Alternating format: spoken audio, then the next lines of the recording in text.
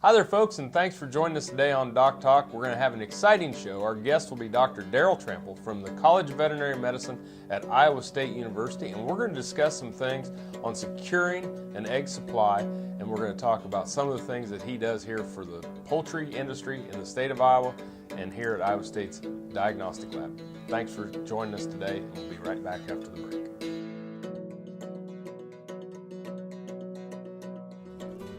Closed caption brought to you by AgriLabs, the perfect pairing of performance and value.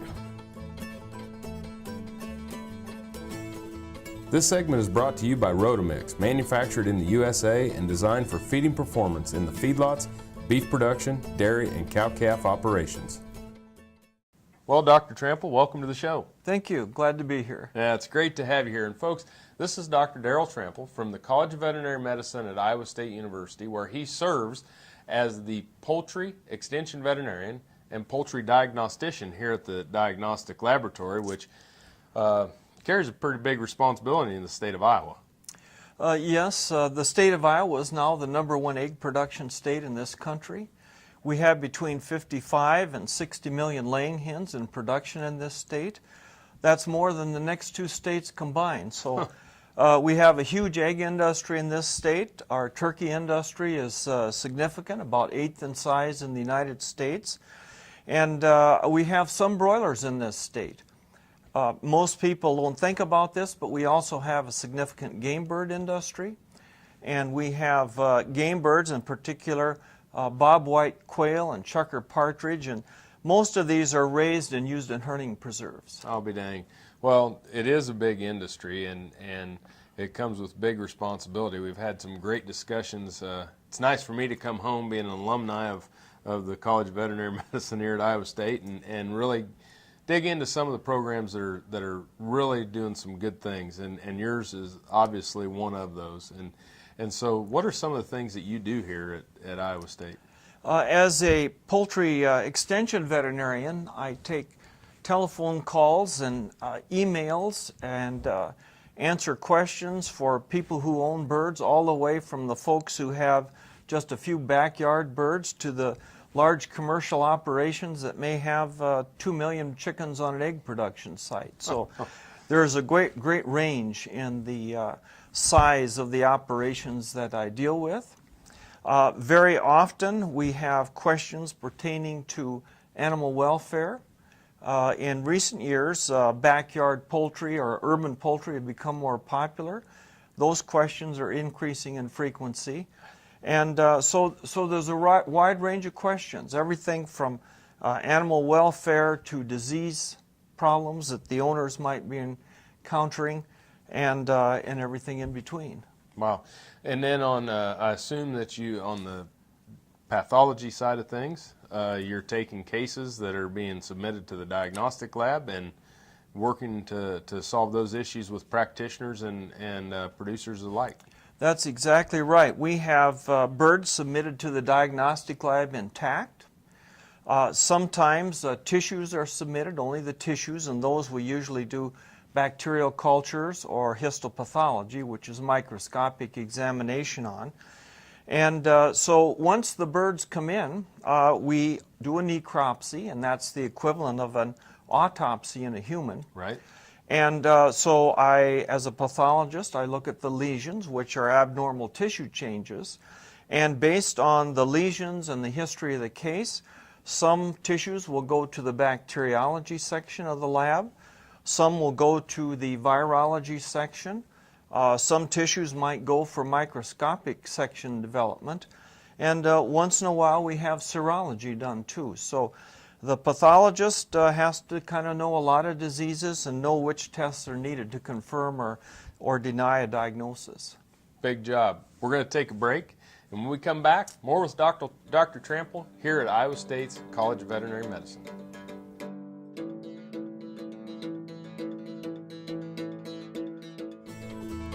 This segment was brought to you by Brute Cattle Equipment, makers of the Brute Stealth Hydraulic Chute. If the chute fits, swear by it. Visit our website for more information. Working your cattle just got easier. Introducing the new Vet Gun Delivery System, a new way to apply topical insecticides to your cattle. The Vet Gun lets you remotely treat cattle with effective parasite control, so you can do it from an ATV, on horseback, or just walking among the herd. It's that simple. The proven topical insecticide AML Vet Cap is used with the Vet Gun. It works fast to control horn flies and lice while minimizing stress on your cattle. Fast, easy, effective. Vet Gun. Check with your animal health supplier for availability. Valley Vet Supply is devoted to providing information and professional quality products at reasonable prices.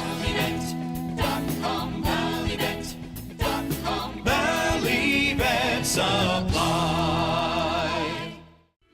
Got cattle? Rotomix manufactures a complete line of energy-efficient rotary and vertical feed mixers for feedlots, beef production, dairy, and cow-calf operations. Our mixers are available with the patented Generation 2 staggered rotor, the industry standard for feeding wet rations that include wet distiller's grain. Made in the USA, Rotomix mixers are designed for feeding performance that American cattlemen and dairy producers have come to expect. Rotomix, proud to offer a better mix in less time using less fuel. Hello friends, I'm Ernie Rodina. And I'm Dawn Dawson with the Better Horses Radio Show. For over 9 years, we've been bringing the Better Horses Radio Show to markets all across the Midwest. We talk about God, lots about horses. We talk about cows, we talk about horse health, we talk to top trainers, and we even talk about Roy Rogers. We're having a blast with Better Horses Radio Show and would love to take it to a market near you. So visit our website at betterhorsesradio.com and let us or your local radio station know you'd like to hear it in your area. The Better Horses Radio Show is unbelievable.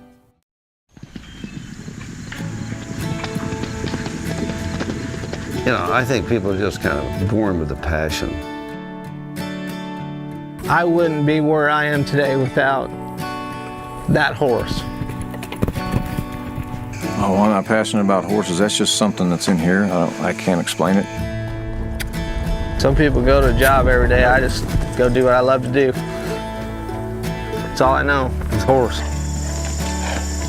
The bottom line, we're for the horse. It's whatever we can do to make life better for the horse, wherever they are, whatever they do. They're just magic, that's all. They got me. If we always do what's right for the horse, we will never go wrong.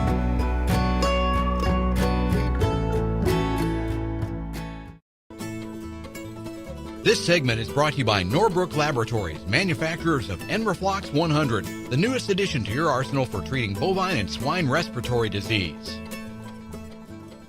Hi there and welcome back to DocTalk. I'm Dr. Dan Thompson and I'm here with Dr. Daryl Trample, who is a poultry extension veterinarian and poultry diagnostician here at Iowa State University. And we've taken DocTalk on the road to glean some outside expertise, and we really appreciate you taking time out of your schedule to be with us. Dr. Trample has a program that he has developed and works with called the Secure Egg Supply, and I think it's something that just would be fascinating that we would start to share some of the details. And why don't you start out and give us the 30,000-foot view of what that is? Sure. Back in 2003 in Asia, highly pathogenic avian influenza was diagnosed. Initially in South Korea, but very rapidly it spread throughout Asia. And that avian influenza pretty much stayed in Asia until about 2005, when the virus got into migrating birds in Qinghai Lake in China. And thereafter, then, the virus spread to Africa and Europe, and there was a great concern this virus might come to the United States. And so because of that concern, the National Highly Pathogenic Avian Influenza Response Plan was developed. And this was an excellent plan, but there was a problem as far as the egg industry was concerned, in that there would be 96 hours after the initial detection of a disease before the federal government had the opportunity to determine where the virus was and how far it had spread. If an egg operation with 1.5 million chickens happened to be inside of a control area, and a control area is within a diameter, or a radius, I should say, of 6.2 miles from the initial outbreak, they wouldn't be able to move their eggs for 96 hours. Unfortunately, the commercial egg operators can only store whole shell eggs or liquid eggs for 48 hours. Oh my. After 48 hours, all those eggs would have to be destroyed. And depending upon the price of the eggs at that time and the number of birds in a premise, people could lose up to $250,000 a day if they couldn't move those eggs. So consequently, we worked with many others. It was not just Iowa State, but University of Minnesota, USDA, FDA, the private industry, and many others, to develop a plan where the egg premises could show that they do not have that virus and would be able to move their eggs in 48 hours. And this plan has been very well accepted in Iowa. Virtually 100% of the commercial egg industry in this state participate. One of the large primary breeders participates, as well as a mail-order hatchery and kind of a specialty business that produces specific pathogen-free eggs. So we've had great participation in this. And the industry likes this idea of being able to get those eggs moving as soon as possible. Well, I think it's something that gives us a place to take a break.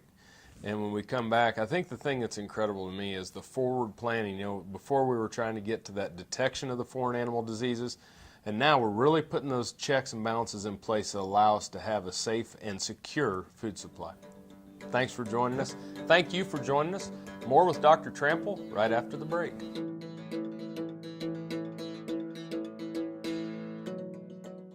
This Meet the Veterinarian is brought to you by Merck Animal Health, the science of healthier animals. Dr. Meredith Jones is an assistant professor at Texas A&M in Food Animal Field Services for beef cattle, goats, sheep, pigs, llamas, and alpacas. Please join us in congratulating her for receiving the Novartis Teaching Excellence Award in 2008, the Pfizer Distinguished Teacher Award in 2010, and the Texas A&M Veterinary Medical Teaching Hospital Clinical Service Award in 2014.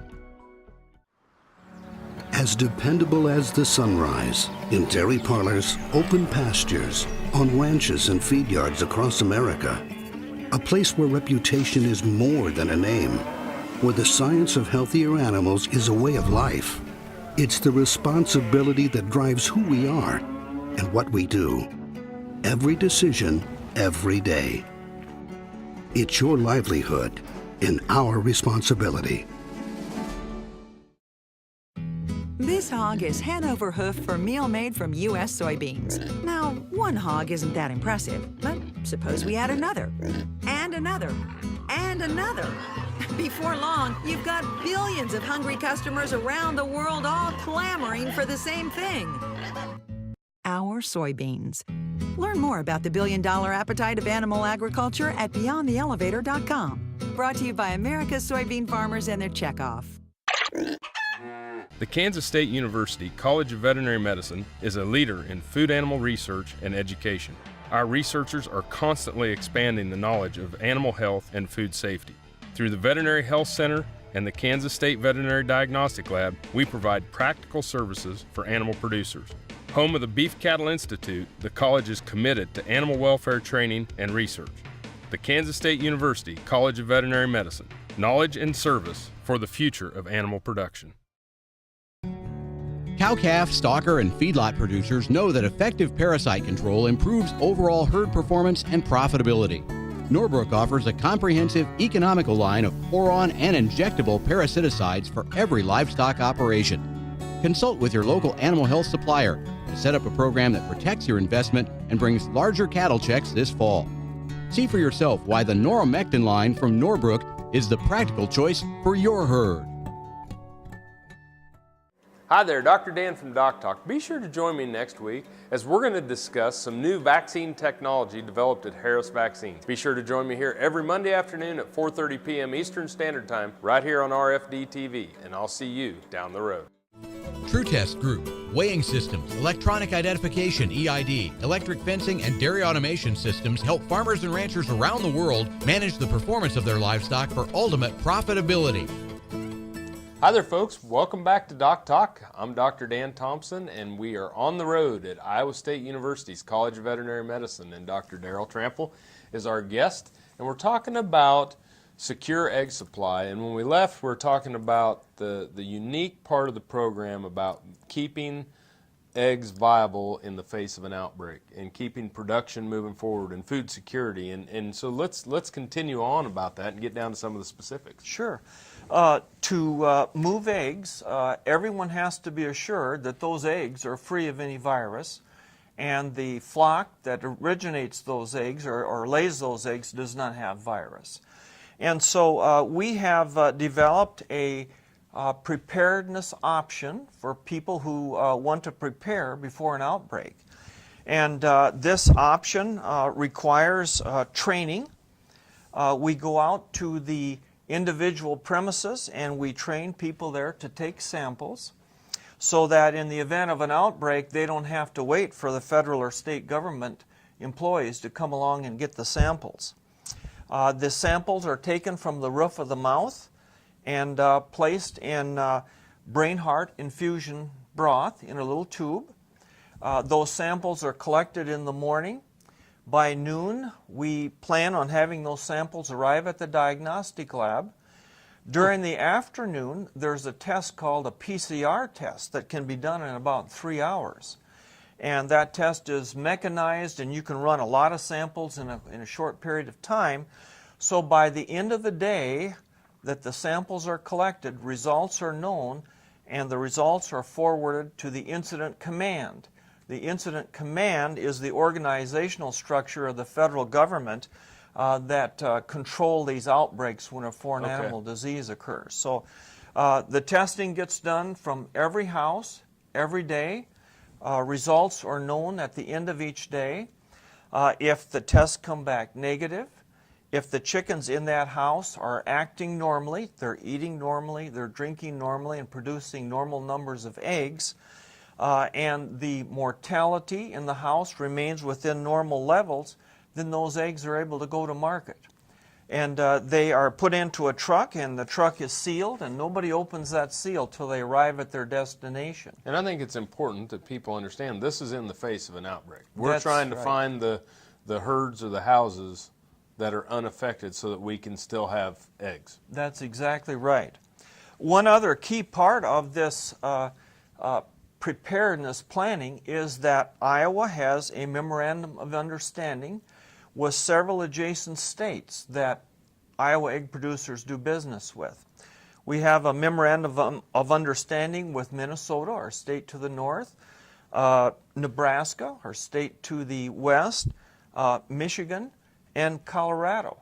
So for example, in the case of an outbreak, if an Iowa producer need to move eggs from an egg operation in Iowa to Colorado, the state animal health authority in all of those states are already aware of the plan, and they've agreed to participate, and those eggs will be able to move interstate without very much holdup.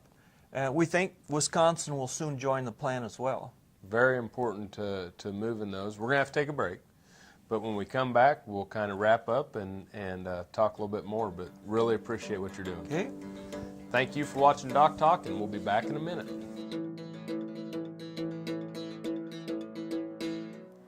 Hi there, Dr. Dan from DocTalk. Be sure to join me next week as my guest will be Dr. Hank Harris of Harris Vaccines. We're going to talk about a new technology that they've developed that speeds up the process in which you can devise DNA and RNA to make vaccines in rapid time. Be sure to join me here every Monday afternoon at 4:30 p.m. Eastern Standard Time right here on RFD TV, and I'll see you down the road.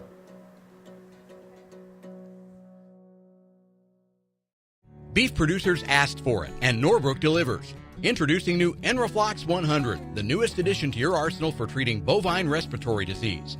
Enroflox 100 is an FDA-approved, ready-to-use injectable antimicrobial solution to treat BRD associated with Mannheimia hemolytica, Pasteurella multocida, and Histophilus somni in beef and non-lactating dairy cattle. Administered SQ as a multiple-day therapy. Consult with your veterinarian today about Enroflox 100, the new choice.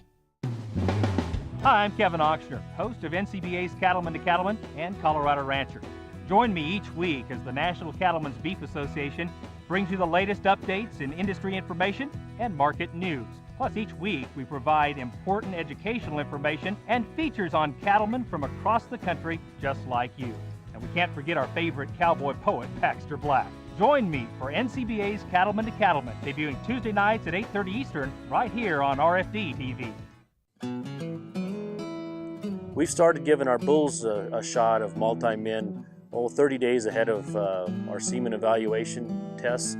We've seen a decrease in the amount of bulls that don't pass their semen test, and we've seen better semen evaluation scores by giving the multi-min shots. We've seen results with the product. It's just a good product to use.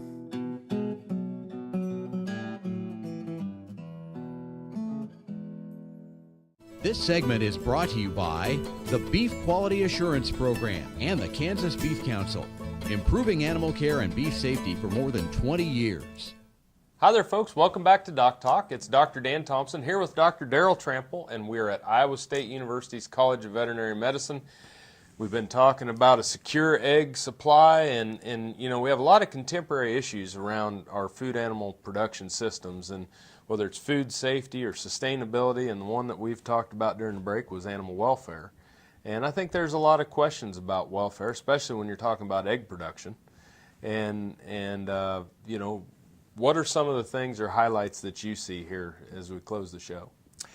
For the egg industry, I think animal welfare is right at the top and one of the issues that they're concerned about. And the welfare concerns revolve primarily around the amount of space available to chickens in cages. And a lot of progress has been done and made over the years.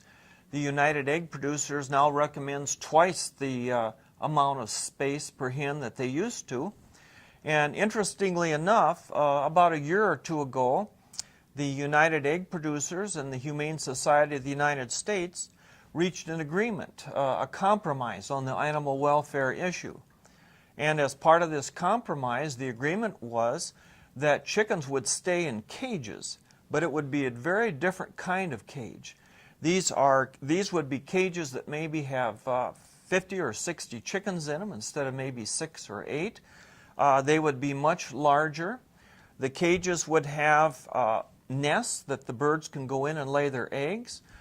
They will have perches. They'll have places where they can scratch and so forth and do many of the normal activities that a chicken would do if it was outside of the cage.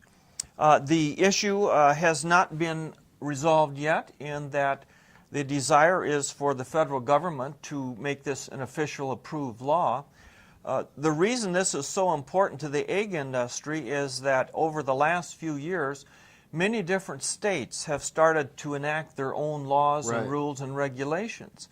So an egg producer in Iowa, for example, may or may not be able to meet the requirements of other states. One of the most important states is California, and they have passed a law called Proposition 2.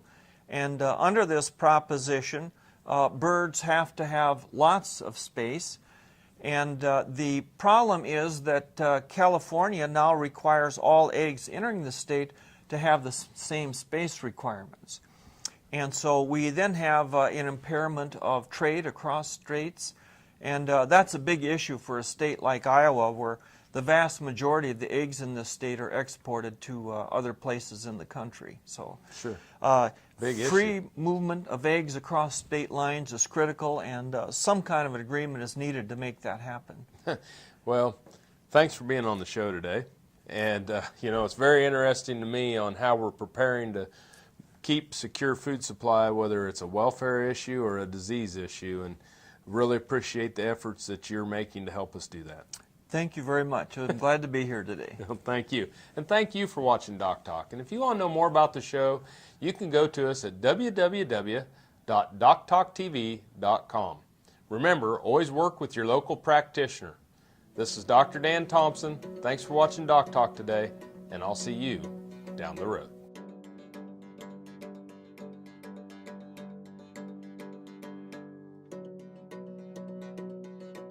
Closed caption brought to you by AgriLabs, the perfect pairing of performance and value. For more information about this program or previous programs, go to DocTalkTV.com.